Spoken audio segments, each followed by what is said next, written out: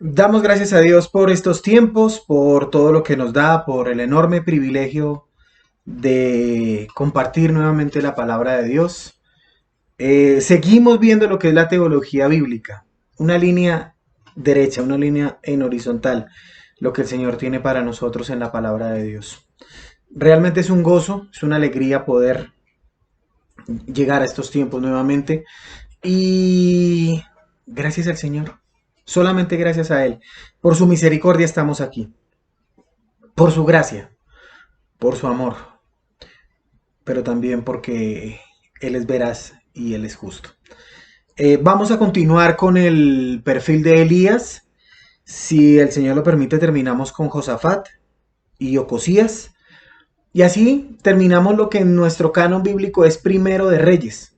Como estamos viendo un solo libro, lo hemos visto así, pero es menester, como nosotros los tenemos, Primero y Segundo de Reyes, vamos a hacer también una breve introducción del segundo libro de Reyes. Realmente nos toca hacerlo, porque tenemos que estudiar la palabra de Dios tal como nos fue entregada. Y a nosotros nos fue entregado Primero de Reyes y Segundo de Reyes. Lo vamos a estudiar de esa forma. Por eso antes de comenzar, déjenme decirle que la teología bíblica es una disciplina que nos permite leer la palabra de Dios y entenderla desde el punto de vista de la redención, desde el punto de vista de la salvación. En Génesis 3 vimos el protoevangelio. Sabemos perfectamente que es donde Dios nos enseña a nosotros que desde antes de la fundación del mundo, el Cordero, el Cordero de Dios tenía que ser inmolado. Y la semana que viene, la semana mayor, porque no es una semana santa, realmente toda nuestra vida debe ser santa, es algo que tenemos que recordar. ¿Entiendes tú por qué se celebra la semana mayor? ¿O estás pendiente para dónde vas, tus vacaciones, las visitas? Y eso es lo que nos quiere enseñar a nosotros Dios. Eh, es importante cuando el Señor Jesús nació y se desenvuelven muchas posiciones. Pero más importante es que el Cristo, el Mesías, vino a morir por tus pecados y por los míos, para darnos entrada al cielo. Cristo dijo, yo soy el camino, la verdad y la vida, y nadie va al Padre sino a través de Él. Oramos y comenzamos. Amado Dios y Padre Santo, te damos gracias, Señor, con humildad venimos delante de ti a escudriñar tu palabra. Señor, esta mente finita quiere entender la grandeza, la majestad, lo absoluto que es tu palabra. Señor, permítenos ahondar en tu santa palabra. Es tan profunda, Señor, que la vida no nos alcanza para poder escudriñarla. Lámpara es a mis pies tu palabra y lumbrera mi camino. Señor, que guíe, que dirija nuestros pasos. Oramos, Señor, por el necesitado, por el menesteroso, por aquella persona que tanto clama a ti. Oramos por nuestros niños, Señor. Oramos por esta juventud, que a hoy más que nunca las leyes le están dando más prioridad a ellos mismos que a los mismos padres para que los eduquen y los corrijan. También oramos, Señor, porque sabemos perfectamente que tú tienes el control de todo esto y gracias porque sabemos que la teología bíblica nos enseña que somos salvos por tu gracia y por tu misericordia y que enviaste a tu Hijo a morir por nosotros por tu justicia y por tu amor. Voz de Dios, nunca voz de hombre, Señor. En el nombre de Jesús. Amén. Y continuamos con el perfil de un hombre llamado Elías. Finalizando veíamos cómo Elías hacía y lo último que vimos acerca de Elías fue que un rey le envió un capitán con 50 y él hacía descender fuego del cielo y lo hizo así 3 veces hasta que fue ante este rey. Pero otro episodio registrado también por el historiador acerca de Elías se encuentra en segundo libro de Crónicas, capítulo 21, versículo 12. Dice que le llegó una carta al profeta Elías que decía, así dice el Señor, leo segundo de Crónicas 21:12. Le llegó una carta al profeta Elías que decía, así dice el Señor, Dios de tu padre David, por cuanto no has andado en los caminos de Josafat tu padre, ni en los caminos de Asa, rey de Judá. Si miramos allí en segundo de Crónicas, capítulo 21, 1 es el reinado de Joram. Y en el versículo 12 dice que le llegó una carta al profeta Elías. Versículo 13 dice, sino que has andado en el camino de los reyes de Israel y has hecho que fornicase Judá y los moradores de Jerusalén como fornicó la casa de Acab. Y además has dado muerte a tus hermanos, a la familia de tu padre, los cuales eran mejor que tú. He aquí Jehová herirá a tu pueblo de una gran plaga y a tus hijos y a tus mujeres y a todo cuanto tienes. Confrontó realmente Elías proféticamente los pecados de idolatría y asesinatos de un rey llamado Joram. El capítulo 21 de Segundo de Crónicas 13 también nos dice que este rey Joram anduvo en los caminos de los reyes, pero de Israel. Y este era un rey de Judá. Hizo que los habitantes de Israel se prostituyeran, igual que la casa de Acab. Las consecuencias del juicio de Dios se extendieron más allá de él mismo, a su familia y a la nación. Joram, un rey que veremos en su momento, pero que Elías también confrontó. Recordemos una cosa, a Dios nada se le escapa. El pecado que yo cometa en secreto, las consecuencias del juicio de Dios saldrán a flote. Lo hemos visto muy marcado en esta semana con los casos de una chiquitina que su madre parece ser que la asesinó. Y si nos damos cuenta, Dios no se queda con eso. Este acontecimiento tuvo lugar indudablemente en los primeros años de la dirección con su padre Josafat y poco antes de la partida de Elías al cielo. Relata cómo Joram, el rey de Judá, que había consentido, que había aceptado los cultos a Baal, recibió de Elías la carta donde advierte que todos los de su casa serían castigados por una calamidad y él condenado a una muerte prematura. En segundo libro de Reyes, capítulo 2, versículo 11, vemos lo que le sucede, lo que pasa con Elías. Acompáñame por favor a segundo libro de Reyes, capítulo 2, versículo 11. El segundo libro de Reyes 2 nos muestra la sucesión de Eliseo a Elías, pero el versículo 11, que es el que nos atañe ahorita, dice que aconteció que mientras ellos iban andando y hablando, he aquí apareció un carro de fuego y caballos de fuego que separó a los dos, a Elías y a Eliseo. Y Elías subió al cielo en un torbellino. Versículo 12. Lo vio Eliseo y clamó, Padre mío, los carros de Israel y su gente de a caballo. Y no lo vio más. Entonces tomó sus vestidos y los rasgó en dos pedazos. Según vemos en segundo libro de Reyes, capítulo 3, la carrera de Elías concluyó antes de la muerte de Josafat. Elías, un hombre que aparece misteriosamente, así mismo desaparece. Tal como Enoc, él fue, la palabra es traspuesto, porque no debía probar muerte. ¿Por qué? Ya lo veremos. Cuando él estaba conversando con Eliseo, su hijo espiritual, en las colinas de Moab, apareció, dice la Biblia que apareció un carro de fuego. Y dice que Eliseo, en el versículo 13 de segundo libro de Reyes, capítulo 2, dice que también recogió el manto de Elías. ¿Quién? Eliseo, que se le había caído, y regresó y se paró a la orilla del Jordán. Todos los esfuerzos que hicieron los que dudaron de que esto había sucedido por encontrarlo y no creyendo la historia de Eliseo fueron inútiles. Algo que debemos recordar es que la memoria de Elías se ha mantenido siempre viva en la mente de judíos, de cristianos.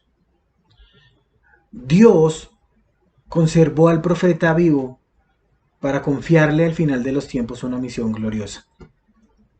Mira lo que dice Malaquías 4:5. Acompáñame por favor un momento a Malaquías 4:5. Malaquías 4:5 dice, he aquí, yo os envío al profeta Elías antes que venga el día del Señor, día grande y terrible. Él hará volver el corazón de los padres hacia los hijos y el corazón de los hijos hacia los padres. No sea que venga yo y hiera la tierra con maldición. Pregunta: ¿por qué Dios permitió que Elías fuese traspuesto sin conocer la muerte? Hay solamente dos casos en la Biblia que sucede una cosa de estas.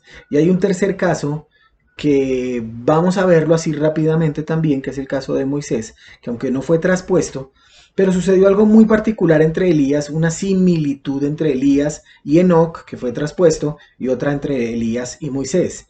Según la Biblia, Enoc y Elías son las únicas dos personas que Dios llevó al cielo sin que murieran. Dice Génesis capítulo 5 versículo 24. Génesis 5:24: caminó pues Enoc con Dios y desapareció porque le llevó Dios. Y en segundo libro de Reyes dice que Elías subió al cielo en un torbellino.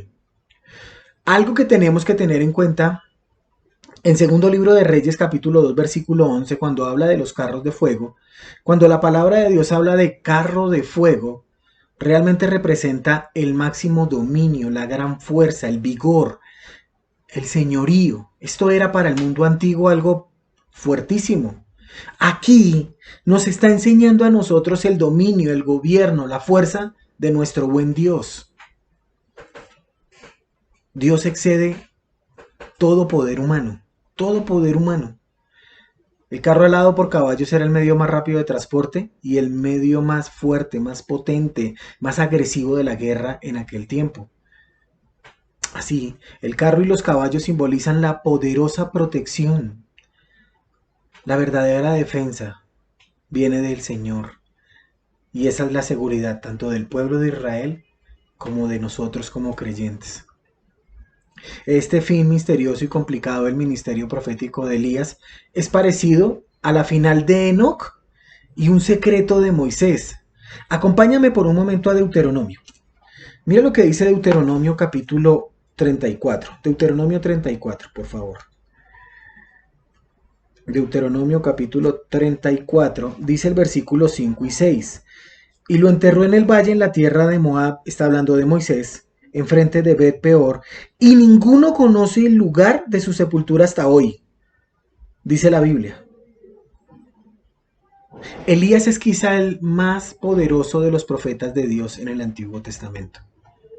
Y también, como lo vimos aquí en Malaquías capítulo 4, hay profecías del retorno de Elías. ¿Por qué llevó Dios a Enoc y a Elías traspuestos? Realmente la Biblia no nos da respuestas específicas. Hay especulaciones, hay posiciones, pero realmente si queremos encontrar una respuesta bíblica, tenemos que ser honestos y decir, no la hay. Bueno, algunos dicen que fueron llevados en preparación para un papel en los últimos tiempos. Algunos especulan que ellos son los dos testigos de Apocalipsis 11. Dice que otorgaré autoridad a mis dos testigos, y algunos dicen que es Elías y Enoc, que porque todos tenemos que conocer la muerte, y ellos profetizarán por 1270 días vestidos de silicio. Estos son los dos olivos, los dos candelabros que están delante del Señor de la tierra. ¿Posible? Sí, posible. Pero la Biblia no lo enseña claramente. Puede ser.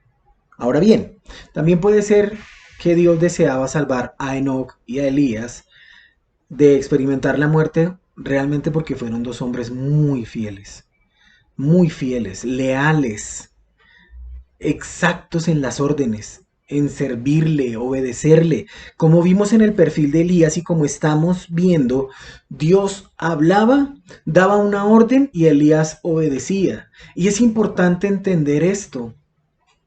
Días son estos de Elías. En cualquier caso, Dios tiene un único propósito, un único objetivo. Dios tiene un único plan y Él lo está logrando. Aunque no siempre entendemos los planes y los propósitos de Dios, sabemos que perfecto es su camino. Dice Salmo 18:30. Salmo 18:30, en cuanto a Dios, su camino es perfecto. Acrisolada es su palabra, la palabra del Señor. Él es escudo a todos los que a Él se acogen. Pero también en el periodo, en el Nuevo Testamento, esta misión se creyó que precedería inmediatamente al advenimiento mesiánico. Allí en Mateo capítulo 17, versículo 10, Sus discípulos le preguntaron diciéndole, ¿por qué pues dicen los escribas que Elías debe venir primero? Y respondiendo el Señor Jesús dijo, Elías ciertamente viene y restaurará todas las cosas. Pero yo os digo que Elías ya vino y no lo reconocieron, sino que le hicieron todo lo que quisieron, así también el Hijo del Hombre va a padecer a manos de ellos. Ya que se esperaba que Elías viniera antes que el Mesías, los discípulos se preguntaban por qué él no había aparecido antes del Señor Jesús. Según algunos comentaristas, sería para convertir a los judíos. A los rabinos finalmente afirmarían que su objeto sería dar respuestas, explicaciones a lo que ellos estaban observando hasta el momento. Recordemos que ya Elías había sido traspuesto y ahora a la luz del Nuevo Testamento estamos viendo por qué Elías tiene tanto poder en la mente judía y en la mente del creyente. Mira lo que dice Mateo 16:14. En Mateo 16:14 sale una pregunta muy, muy bonita, Mateo 16, versículo 13, para tener contexto, Mateo 16:13. Viniendo Jesús a la región de Cesarea de Filipo, preguntó a sus discípulos diciendo, ¿quién dicen los hombres que es el Hijo del Hombre? Y en el 14 dice, y ellos dijeron, unos Juan el Bautista y otros Elías. Se creía entre los judíos que Elías regresaría antes de la venida del Mesías. Algunos asociaban al Señor Jesús con Jeremías y otros profetas por la fuerza de su mensaje. Lucas, mira lo que dice Lucas capítulo 1. Lucas capítulo 1. Es muy importante que entendamos en este momento lo que siente el judío y lo que sentimos nosotros como cristianos cuando estudiamos en la teología bíblica todo el plan de redención. Lucas 1:16 dice, y hará, 15 para tener contexto, porque será grande delante de Dios, no beberá vino ni sidra y será lleno del Espíritu Santo aún desde el vientre de su madre. Está hablando de Juan el Bautista. Y hará que muchos de los hijos de Israel se conviertan al Señor, Dios de ellos. E irá delante de él con el espíritu y el poder de Elías, para hacer volver los corazones de los padres a los hijos y de los rebeldes. Y de los rebeldes. Es algo que nosotros tenemos que tener en cuenta. Es algo que nosotros tenemos que saber. Que Dios nos muestra a nosotros el perfil de estos hombres para que tengamos en cuenta nuestro plan en el único plan de redención. Lucas capítulo 9.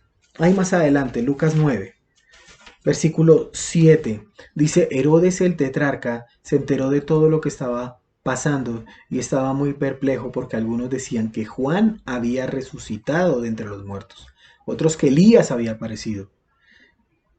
Elías había aparecido y otros que había resucitado. En Juan 1:21 le dicen y le preguntaron entonces, ¿qué eres Elías? Y él dijo, no soy. ¿Eres el profeta? Y él respondió, no. Juan no se dio cuenta de que su propio ministerio era un cumplimiento, y ojo con esto, parcial de la profecía sobre Elías. ¿Quién fue este hombre de Dios? ¿Cuál es el resumen de la vida de Elías?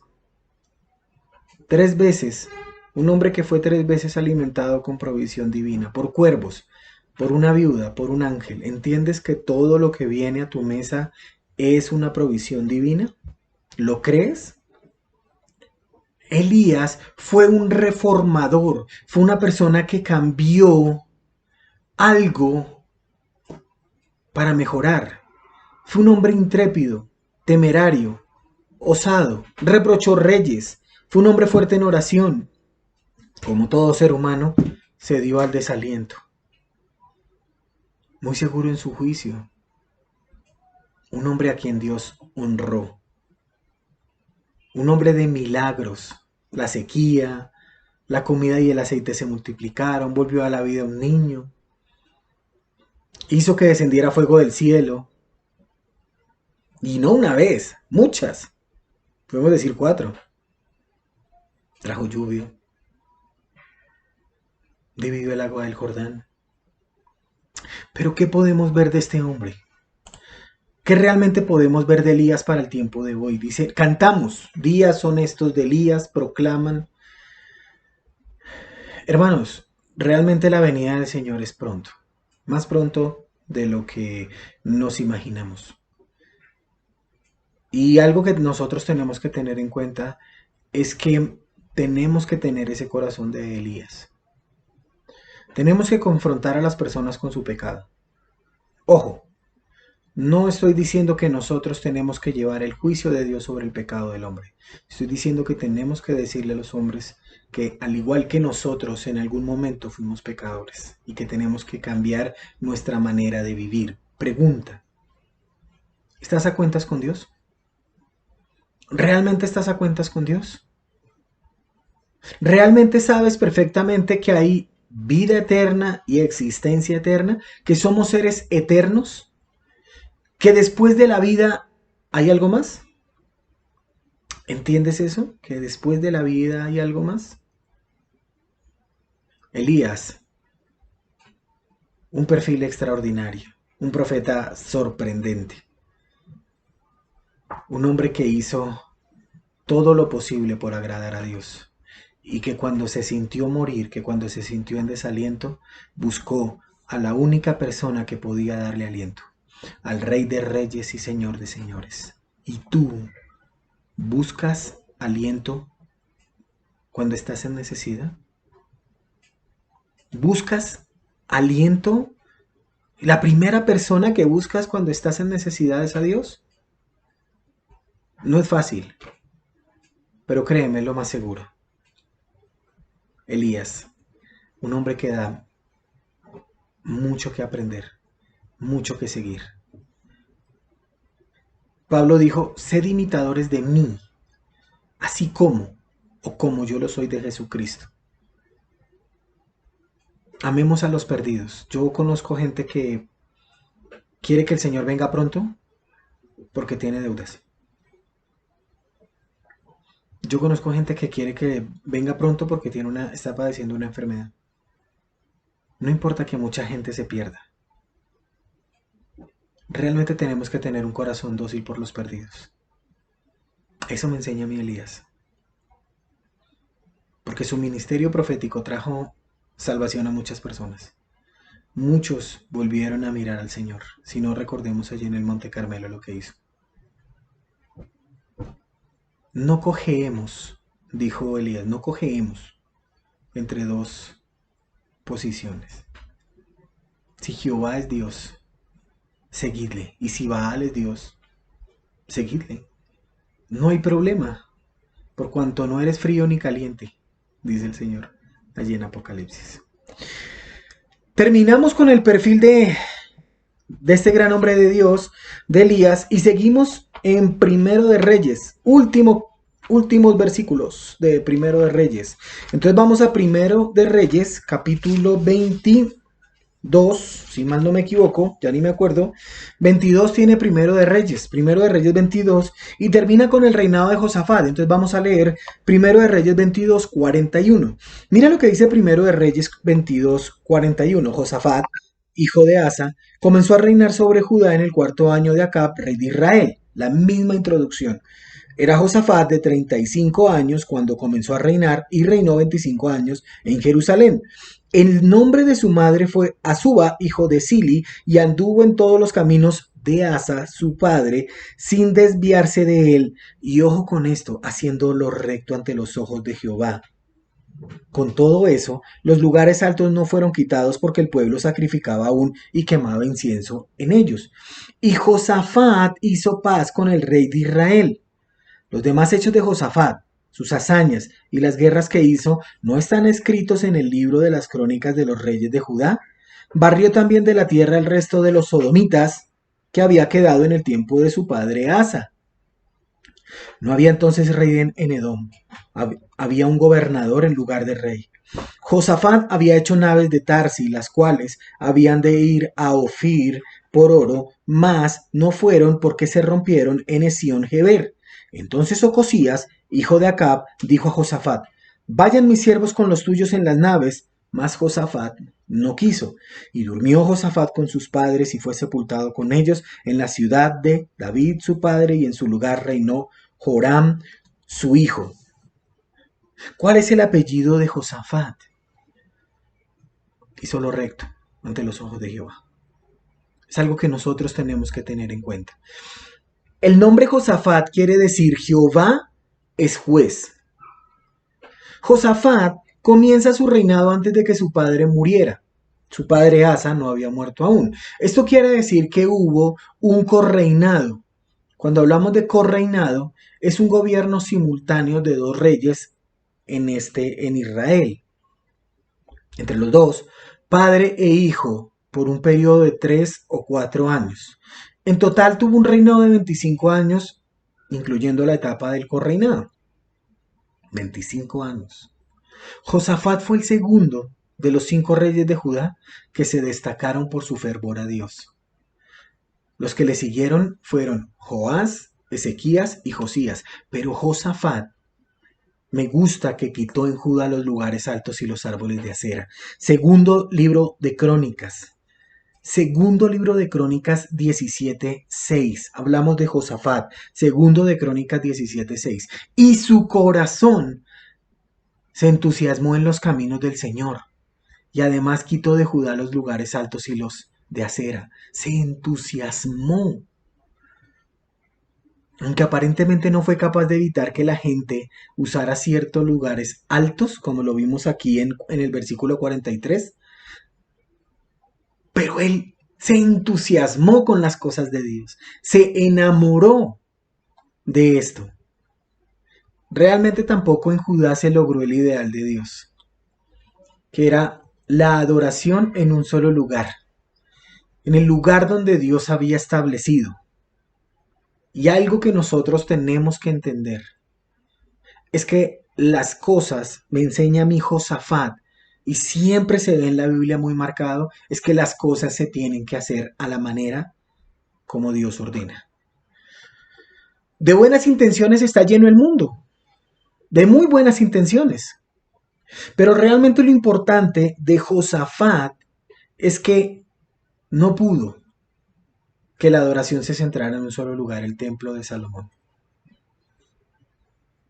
Algo muy bueno que hizo Josafat es que envió hombres, sacerdotes, levitas, para que instruyeran, enseñaran, educaran a la gente en la ley del Señor.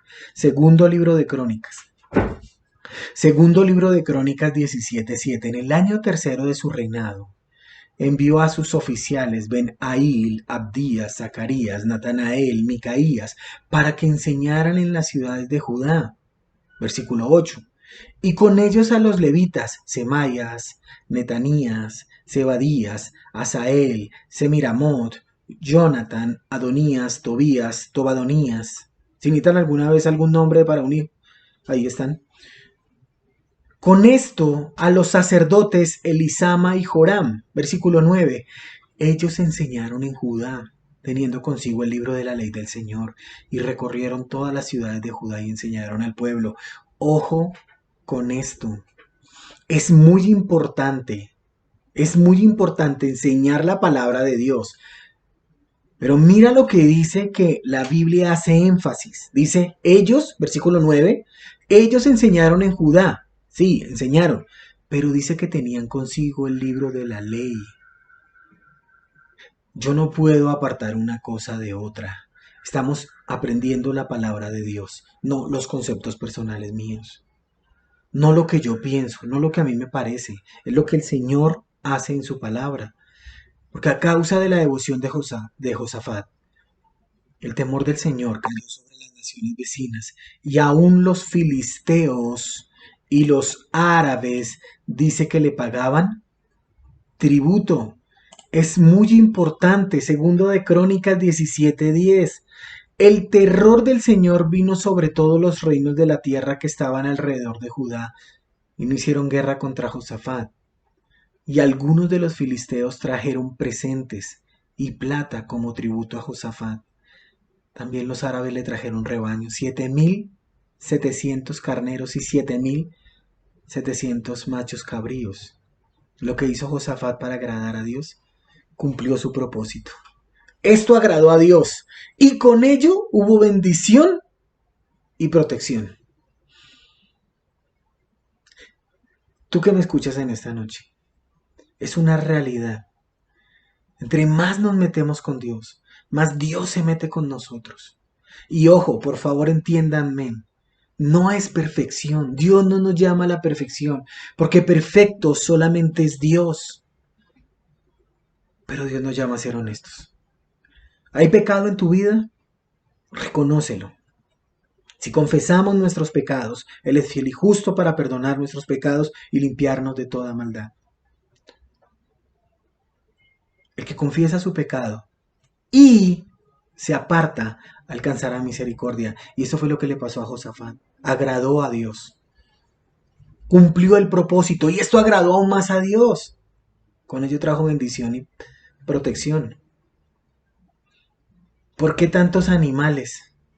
Bueno, porque realmente los animales que... No, se debería observar que los judíos necesitaban animales para numerosos usos en los sacrificios, también para alimento y vestido.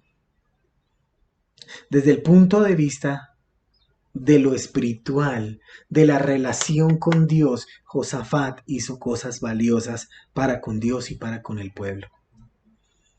Fue un servidor fiel. Un servidor fiel. Mira lo que dice el versículo 43 de Primero de Reyes 22. Anduvo en todo el camino de su padre Asa. No se desvió de él, haciendo lo recto ante los ojos del Señor.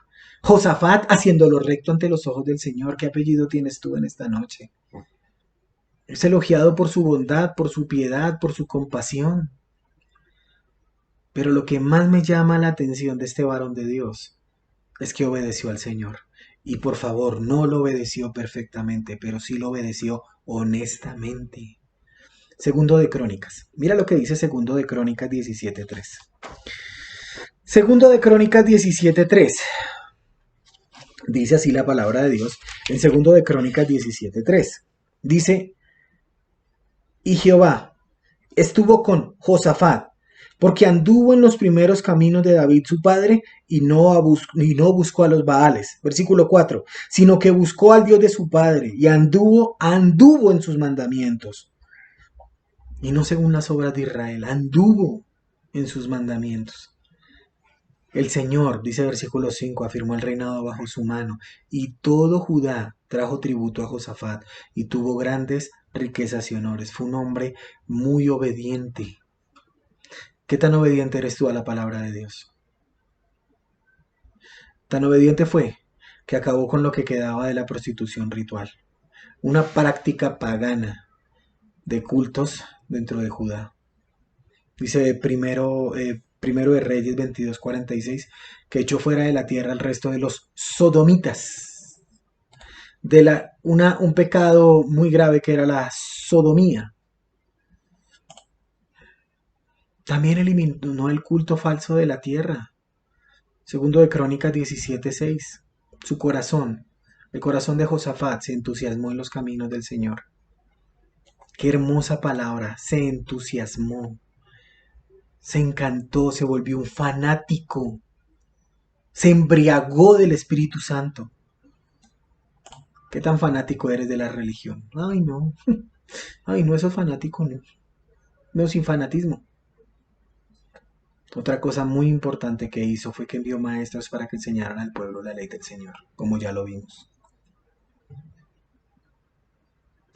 Por lo que vemos de Josafat, era un hombre, voy a ponerlo en estas palabras, fabulosamente bueno. Era excesivamente bueno. Y esto es que tenía un carácter débil. Amaba a Jehová, pero toleraba lo que no le era muy malo. Y esto le costó caro a Judá. Pero bueno, ¿no dijo que era excesivamente bueno? Sí, era excesivamente bueno. ¿Y anduvo en los caminos de su...? Sí. Pero es que algo que tenemos que tener nosotros en cuenta es que no hay justo ni a un uno. Y él reconoció también que no era justo. Y permitía muchos pecados en su corazón, en su vida. y esto le costó caro a su nación. Algo más que hizo Josafat es que puso tropas para que protegieran la ciudad. Las ciudades fuertes, segundo de Crónicas 17:12. Segundo de Crónicas 17:12 dice: Josafat se engrandecía más y más. Edificó fortalezas y ciudades de almacenaje en Judá. Tenía muchas provisiones en las ciudades de Judá y hombres de guerra, valientes guerreros en Jerusalén. Este era un hombre Josafat. Hizo la paz entre Israel y Judá, que desde la época de Roboán y Jeroboán, nunca. Ellos habían estado en guerra. Casando, cometió otro error, casó a su hijo Joram con Atalía, la hija de Acab y Jezabel. Esta fue una unión demasiado, llamémosla imprudente, llamémosla precipitada, y traería pésimas, pero pésimas consecuencias. Muchas malas consecuencias. Josafat cometió, entre sus tantos errores, el peor error de Josafat fue relacionarse con el rey Acab, tanto que su hijo Joram terminó casado con Atalía, quien era tan malvada como la bella Jezabel. Y aliado con Acab, combatió contra los sirios para reconquistar para Israel la ciudad de Ramot de Galaad. Allí fue donde Acab murió, que lo vimos la clase pasada, en aquella batalla. Y también así por esto que vemos y por esto que vimos, la guerra para recuperar Ramot de Galaad, también se le atribuye esta derrota a Josafat. Muere Acab, pero esta derrota también es tuya, mi querido Josafat. Josafat fue reprendido por sus impías alianzas, por un profeta llamado Jehú. Segundo de Crónicas 19:1. Segundo de Crónicas 19:1 dice: Entonces Josafat, rey de Judá, regresó en paz a su casa en Jerusalén, y salió a su encuentro el vidente Jehú, hijo de Hanani, y le dijo al rey Josafat: ¿Vas a ayudar al impío y amar a los que odian al Señor, y con esto traer sobre ti la ira del Señor? ¡Qué reconveniente! Tremendo. Pero se han hallado, segundo de Crónicas 19:3, pero se han hallado en ti buenas cosas, por cuanto has quitado de la tierra las imágenes de acera y has dispuesto tu corazón para buscar a Dios. A pesar de las cosas negativas, se le considera un buen rey. Muere y va al sepulcro con dignidad y honores. Su lugar ocupado por su hijo Joram, de quien se conocerá la historia en el segundo libro de Reyes. ¿Cómo termina? Primer libro de Reyes termina con una bella historia de Ocosías. Solamente vamos a leer hasta el 53 para poder tener una explicación. Segundo libro de Reyes 22, 51 al 53. Ocosías, hijo de Acab, comenzó a reinar sobre Israel en Samaria el año 17 de Josafat, rey de Judá, y reinó 2 años sobre Israel. E hizo lo malo ante los ojos de Jehová, y anduvo en el camino de su padre, y en el camino de su madre, y en el camino de Jeroboam, hijo de Nabat, que hizo pecar a Israel, porque sirvió a Baal, y lo adoró, y provocó a ira a Jehová, Dios de Israel, conforme a todas las cosas que había hecho su padre. Y ahí termina Primero de Reyes, y comienza Segundo de Reyes con la misma historia. Jehová ha tomado mi mano, quiere decir Ocosías, o ha sido, sí, tomado, cogido, agarrado, aferrado por Jehová. Este libro se cierra con el reinado de Ocosías, malo, perverso y de corta duración, sucesor de Acab en Israel. Su historia continúa en el segundo libro de Reyes y solamente se repite la misma frase. ¿Cuál es el apellido de Ocosías? Hizo lo malo ante los ojos de Jehová. Si miramos primero de Reyes 52 dice: hizo lo malo ante los ojos de Jehová. Hijo de Acab y Jezabel, octavo rey de Israel, y reinó rápidamente. Adoró a los becerros de Jeroboam, a los ídolos de su mamita, Baal y Acera. El evento más notable que vamos a ver de este hombre es la revuelta de los moabitas que hasta entonces pagaban tributo. Segundo de Reyes 1:1 dice que Moab se rebeló contra Israel después de la muerte de Acab. Y segundo de Reyes 3:4 dice que rey Mesa, rey de Moab, era criador de ovejas y pagaba al rey de Israel 100,000 corderos y lana de 100,000 carneros. Pero sucedió que cuando Acab murió, el rey de Moab se rebeló contra el rey de Israel, o sea, Ocosías. Realmente el juicio de Dios contra Ocosías se mostró rápidamente de dos maneras. Ocosías cayó por la ventana. Evidentemente parece ser que el techo servía de segundo piso. Y otra cosa que vemos es que Moab, un territorio dominado por Israel, se rebeló al morir Acab. Y Ocosías no pudo hacer nada debido a su enfermedad. Ocosías no pudo calmar la revolución, porque así había sido gravemente herido por esa caída. Dice segundo de Reyes 1:2 que Ocosías se cayó por la celosía del aposento alto que tenía en Samaria y se enfermó y envió mensajeros a los que le dijo: id, consultad a Baal Zebub, dios de Ecrón, si he de sanar de esta enfermedad. Parece ser que parece ser que este dios, Baal Zebub, era una especie de agorero. Váyame, hace un favor, y le dice. Y él respondía solamente con sí o no. Envió mensajeros para preguntar a Baal Zebub, dios de Ecrón, si sanaría.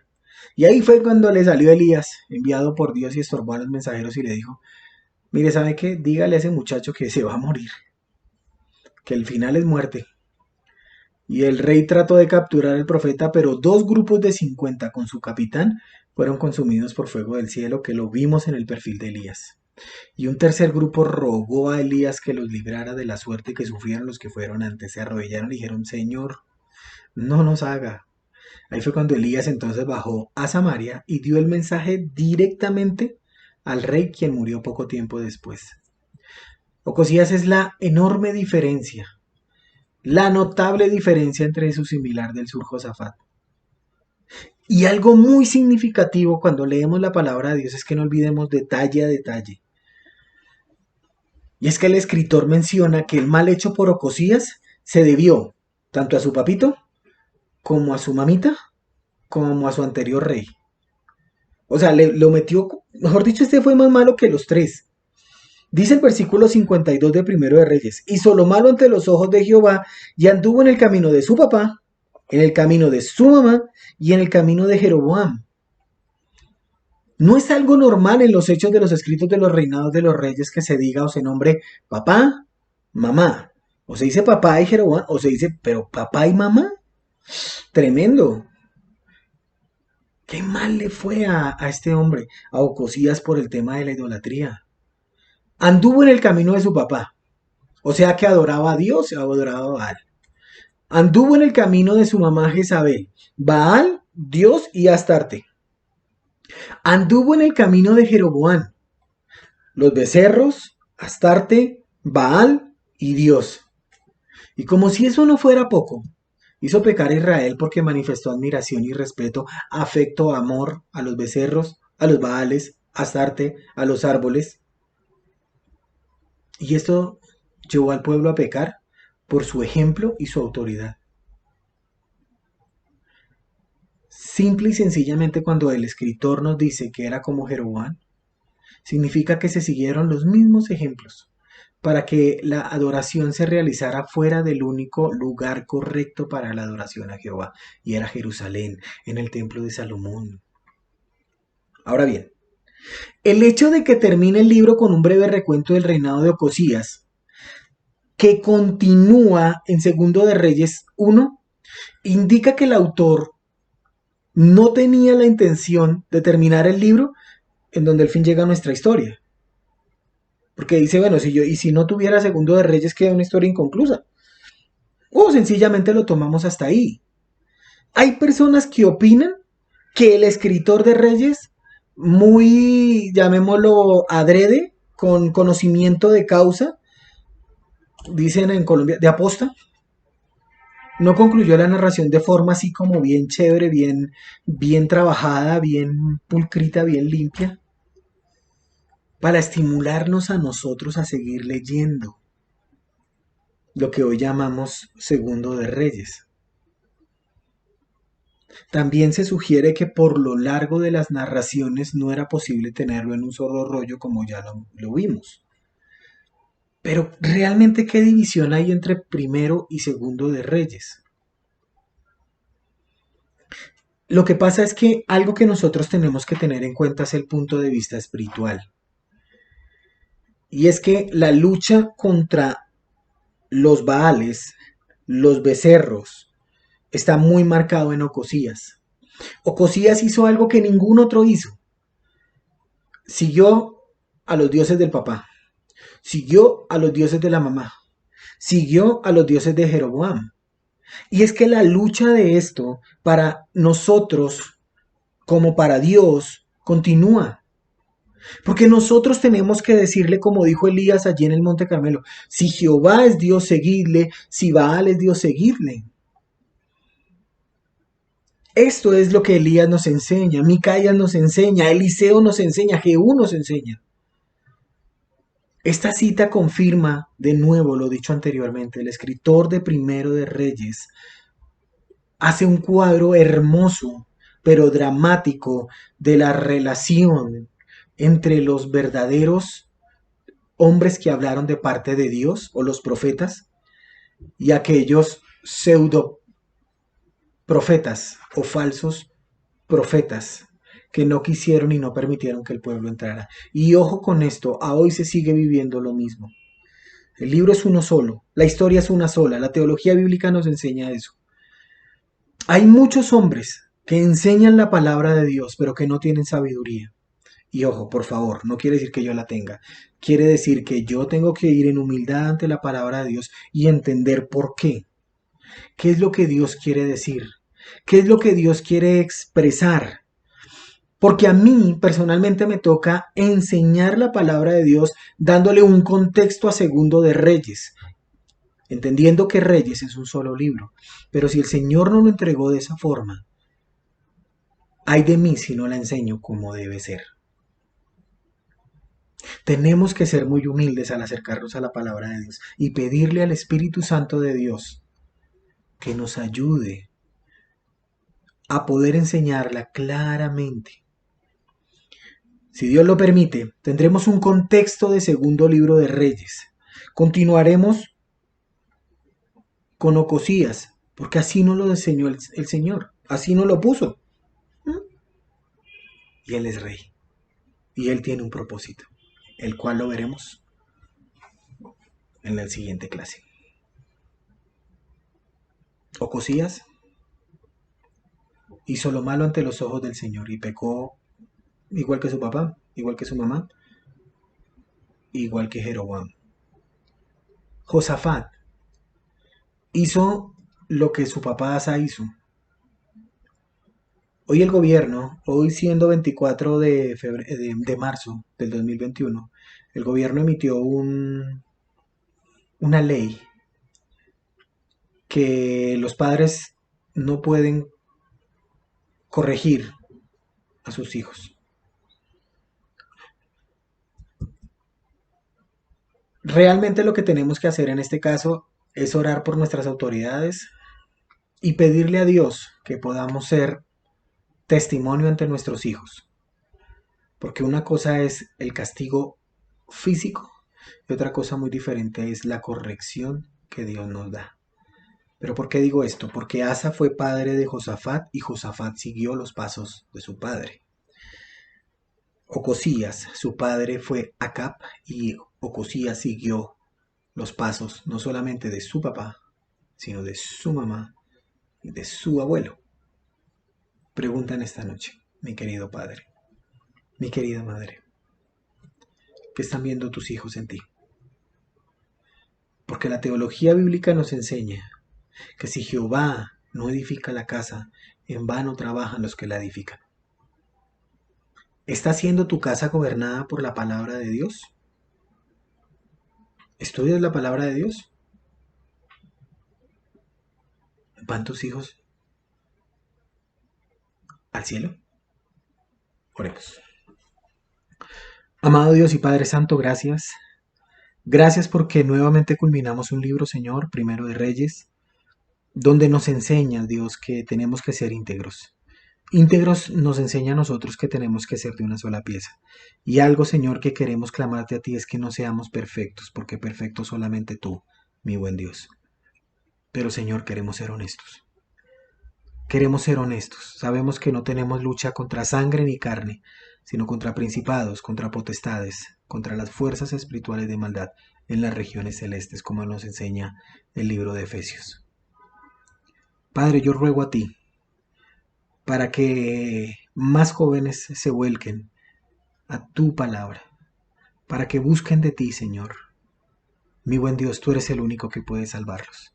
Y nos diste a nosotros la locura del Evangelio para que ellos cambien. Te pido por nuestros hijos, por aquellos que están orando por sus hijos. Y Señor, tú lo conoces todo. Ven, Señor Jesús. Amén. Muchas gracias, muchas bendiciones. Dios los guarde.